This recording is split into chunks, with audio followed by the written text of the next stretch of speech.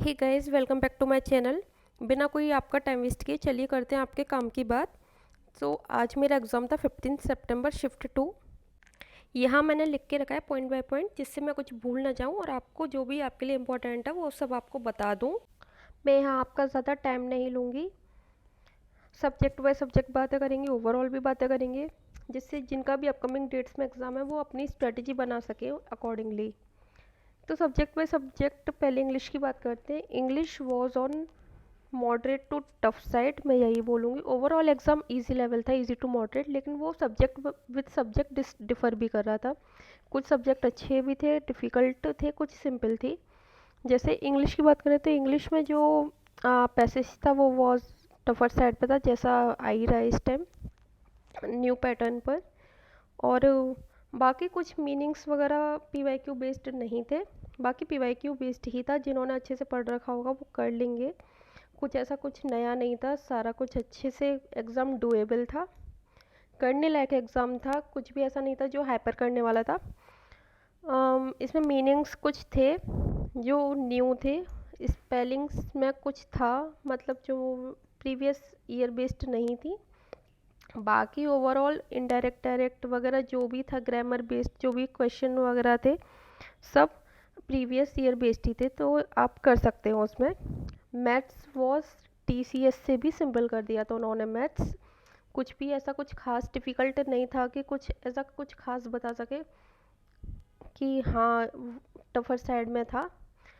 आप आराम से कर सकते हैं। मैथ्स भी जिन्होंने अच्छे से पढ़ रखा होगा, जो थे कॉन्सेप्ट्स, अच्छा था मैथ्स, कोई दिक्कत नहीं थी मैथ्स में भी। रीजनिंग भी काफ़ी सिंपल आ रहा है, कोई प्रॉब्लम नहीं होने वाला जिन्होंने अच्छे से पढ़ रखा होगा। कोई भी ऐसा जो सिलेक्शन पोस्ट और स्टेनो में जो था कि है ना कुछ भी पूछ रहे हैं ये लोग बिना सिलेबस के, आउट ऑफ सिलेबस, वो ऐसी कुछ भी नहीं थी। सिलेबस के अंदर अंदर ही क्वेश्चन पूछे जा रहे थे और काफ़ी डुएबल था एग्ज़ाम इंग्लिश मैथ्स रीजनिंग के केस में। जीएस में जैसे एज एक्सपेक्टेड था, स्टेटमेंट बेस्ड क्वेश्चंस, कुछ बाउंसर क्वेश्चंस, ऐसा ही आया था। कुछ भी ऐसा शॉकिंग नहीं आया था जो ऐसा लगे कि अरे ये क्या हो गया, ऐसा कुछ भी नहीं था। डुएबल था, जो पैनिक नहीं करेगा, आराम से क्वेश्चंस स्टेटमेंट्स पढ़ेगा, एलिमिनेशन लगा के करेगा, वो उसके लिए इजी तो नहीं बोलूँगी, मॉडरेट लेवल पे ही था। जीएस में वही था, स्किप वाला गेम जिसका ज़्यादा स्ट्रॉन्ग होगा, उसमें छांटने वाला क्वेश्चन थे कि ना जो आपको डुएबल है पहले उनको कर लीजिए, एलिमिनेशन लगा लीजिए, इस बेस्ड पे ही था। ज़रूरी बातें करने की बात कर लेते हैं, बाकी बातें लाइक सर्वर इशू मैनेजमेंट। तो यस, मेरा जो एग्ज़ाम हॉल था उसमें एग्ज़ाम स्टार्ट होने से पहले 3-4 बच्चों को प्रॉब्लम आई थी सर्वर इशू को लेके, लेकिन उन्होंने एग्ज़ाम स्टार्ट होने से पहले वो सारा कुछ ठीक कर दिया था। मैनेजमेंट अच्छा था, कोऑपरेटिव था, कोई भी हैजल फ्री एग्ज़ाम हुआ था, स्मूथ हुआ था। एग्ज़ाम की ड्यूरेशन के अंदर कुछ भी प्रॉब्लम नहीं आई थी, सब अच्छा था और एग्ज़ाम भी काफ़ी इजी था। My overall attempt was 93।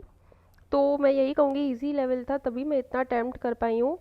And let me know in the comments if I missed any point, उस पर भी बात कर लेंगे। एंड तब तक अच्छे से स्ट्रेटजी बनाइए, पढ़िए, एंड बाय।